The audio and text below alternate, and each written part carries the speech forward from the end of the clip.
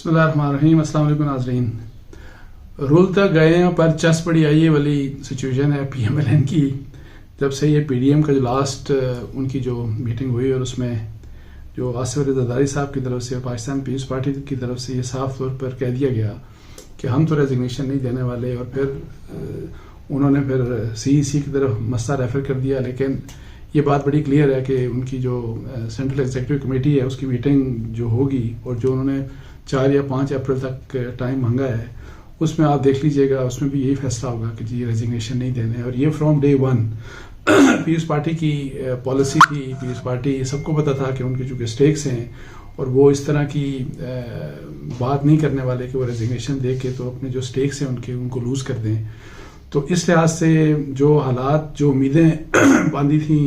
नून league ने, तो अब ज़ाहिर है जिस किस्म की बातें हो रही हैं, जिस किस्म के मरियम साहिबा के ट्वीट्स आ रहे हैं और उनके जवाब में बख्तावर साहिबा का जो जवाबी ट्वीट या एक हमला या उसका जवाबी हमला काउंटर कह दें, बिटवीन द लाइन्स जो एक दूसरे को मतलब है कि सुनाई जा रही हैं। और फिर जिस तरह इनकी लीडरशिप भी मतलब है कि गिले शिकवे एक दूसरे से, उन्होंने आप मुख्तलिफ टॉक शोज़ में इनके लीडर्स को देखें तो वो जो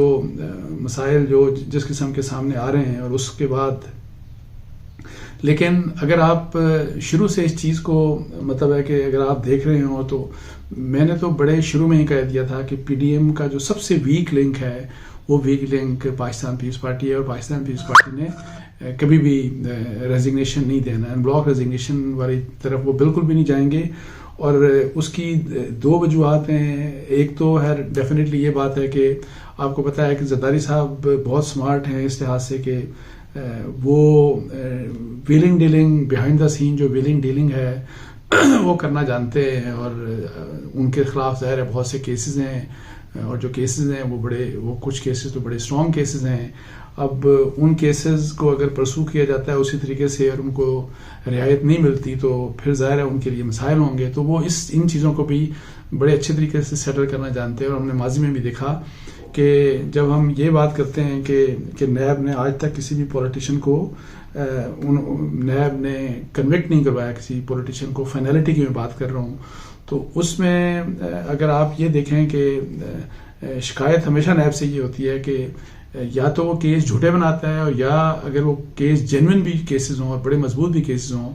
तो वो नैब चूँकि इस्तेमाल हो रही होती है, तो वो नैब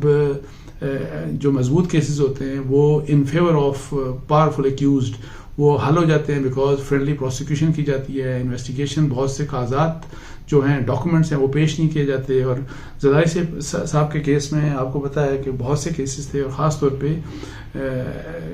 जो था SGS कोटेकना और ARY गोल्ड, ये केसेस वो थे जिनके बड़ी स्ट्रॉन्ग एविडेंस थी। और जिस तरीके से स्विट्ज़रलैंड में इन केसेस को ख़त्म कराया गया वो भी सबके सामने है, और पाकिस्तान में तो वो इसलिए ख़त्म हो गए कि एक तो फ्रेंडली प्रोसिक्यूशन थी नैब की तरफ से, और जो चीज़ें जो बहस उनको करनी चाहिए थी वो बहस नहीं उन्होंने की। और फिर उसके अलावा जो मसला था कि जी वो डॉक्यूमेंट्स गुम हो गए। आप देखें कि जो स्ट्रॉन्ग एविडेंस था वो गुम हो गया, वो कागज़ गायब हो गए कहीं। तो इस तरह की चीज़ें फिर होती हैं। तो इसलिए ज़रदारी साहब स्मार्ट आदमी हैं, वो इस्टेब्लिशमेंट से एक दफ़ा उन्होंने ज़रूर कहा था कि जी ईंट से ईंट बजा देंगे, और फिर वो काफ़ी अर्सा दुबई रहे। लेकिन वो इस लिहाज से मतलब है कि स्मार्ट हैं, सबक सीख जाते हैं कि हमने इस्टेब्लिशमेंट से भी नहीं लड़ाई लड़नी, हमने एक रेड लाइंस को क्रॉस नहीं करना। और फिर जो है कि केस भी ख़त्म हो जाएंगे, ये भी उनके स्टेक्स वहीं पे रहेंगे। और फिर पॉलिटिकल रीज़न इसका ये है कि जो मुझे नहीं समझ आती कि PMLN जो कि ज़ाहिर है बहुत बड़ी और बड़ी पुरानी पॉलिटिकल पार्टी है, और उसमें बहुत लोग हैं जिनकी कहा जाता है कि सियासी तौर के ऊपर उनका बड़ा शऊर है, तो वो क्यों वो शुरू में इस बात के ऊपर बिलीव कर बैठे कि ज़रदारी साहब उनके साथ देंगे, और वो ज़रदारी साहब आके तो ब्लॉक रेजिग्नेशन देके तो इलेक्शन करवाएंगे, और उन इलेक्शन के नतीजे में PMLN मतलब है कि बेनिफिट ले जाए, और वो फेडरल गवर्नमेंट में भी बनाने का चांस उसका बन जाए। इसी तरह से पंजाब उसको मिलने के बहुत ज़्यादा चांसेस हो गए जो अभी के हालात चल रहे हैं उस लिहाज से, जो पॉपुलैरिटी ग्राफ जिस तरह से PTI का गिरा। तो इस लिहाज से वो क्यों ऐसा चाहेंगे पॉलिटिकली, ज़ाहिर है कि ये बहुत बड़ा रीज़न है کیونکہ اگر فرض کریں کہ آج پی ٹی آئی سے مخالفت ہے اپوزیشن کی ڈفرینٹ پولیٹیکل پارٹیز کی پاکستان پیپلز پارٹی کی طرح، تو آپ یہ بھی یاد رکھیے گا کہ پی ایم ایل این جب حکومت میں ہوتی ہے یا اگر حکومت میں ہوگی یا پاکستان پیپلز پارٹی حکومت میں آتی ہے، تو یہ پولیٹیکل پارٹی جو اپوزیشن میں ہوں گی یہ اور حکومت کے جو پولیٹیکل پارٹی ہوگی، آپس میں ان کا اختلاف دشمنیوں کی طرح ایک دوسرے کو وہ بہت آگے تک چلے جاتے ہیں. یہ سب کچھ ہم نے پہلے بھی دیکھا اور یہ بھی ہوگا، مستقبل میں بھی ہوگا.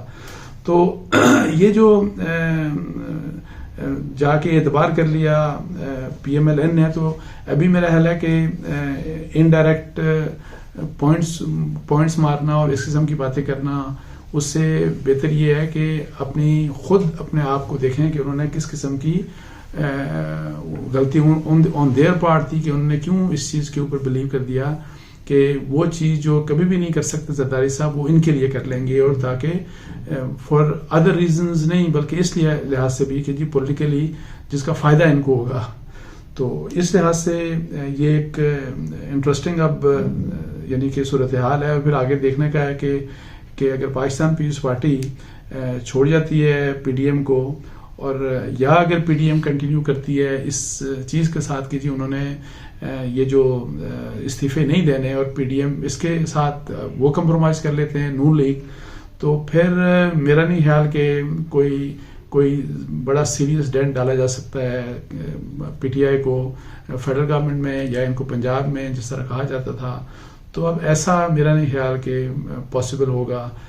تو اس کا پھر فیٹ جو ہے اس کے لحاظ سے تو، لیکن انفارچونیٹلی ایک اپرچونیٹی اب یہ ضرور تھی کہ گورنمنٹ ایک انیشیٹو لیتی، اور اس کا آلدو اسپیکر نیشنل اسمبلی جو ہیں ان کو پرائم منسٹر نے لکھا ہے کہ آپ الیکٹورل ریفارمز کے لیے انہوں نے کمیٹی بنانے کی اور اپوزیشن کو انگیج کرنا چاہ رہے ہیں. بلکہ اسپیکر نیشنل اسمبلی جو ہیں اسد قیصر صاحب، ان کا میں ایک انٹرویو سن رہا تھا تو اس میں وہ اس قسم کی بھی بات کر رہے تھے کہ گریٹر ڈائلاگ کی بات کرنا چاہ رہے تھے پولیٹیکل پارٹیز کے درمیان، اسٹیک ہولڈرز کے درمیان، تاکہ جو میجر ریفارمز ہیں ڈفرینٹ قسم کے اکانومی کے اوپر بھی اور یہ جو انسٹیٹیوشن بلڈنگ کے اوپر، ان ریفارمز کی بات کر رہے تھے. لیکن یہ کام بھی گورنمنٹ نہیں کر سکتی. یہ گورنمنٹ کے کم از کم بس کا کام اس لیے نہیں ہے کہ وزیر اعظم صاحب کی وہ تلخی جو ان کی اپوزیشن کے اگینسٹ ہے، وہ ان کی جو ایک غصہ ہے، وہ جو ان کی نفرت ہے، وہ تھمنے کا نام نہیں لیتی. تو جب تک وزیر اعظم یہ انیشیٹو نہیں لیں گے، یہ سب چیزیں میننگ لیس ہوں گی. اور اگر وزیر اعظم یہ انیشیٹو لے لیں تو جس طرح سے چور ڈاکو کر کے، نہ تو انہوں نے کسی کو چور اس طرح سے ثابت کر کے کنوکشن کروائی اور فائنلٹی اس کو دلوائی، نہ ہی پاکستان میں